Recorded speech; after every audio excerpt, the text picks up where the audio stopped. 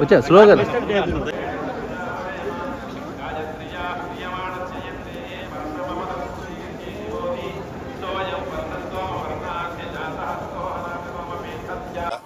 సోమవారం దర్శనం చేసుకున్నాం. మా హీరో పవన్ కళ్యాణ్ గారి సినిమా ఈ నెల 24వ తారీఖు హరిహర వీరమల్లో రిలీజు ఉంది. దానికోసం నేను స్వామివారిని దర్శనం చేసుకుందామని వచ్చాను. అంతా మంచి జరగాలి, అది పెద్ద హిట్ అవ్వాలని మనస్ఫూర్తిగా కోరుకుంటూ స్వామివారిని దర్శనం చేసుకున్నా. అట్లానే సెప్టెంబర్ 25వ తారీఖు మా ఓజీ సినిమా కూడా రిలీజ్ ఉంది.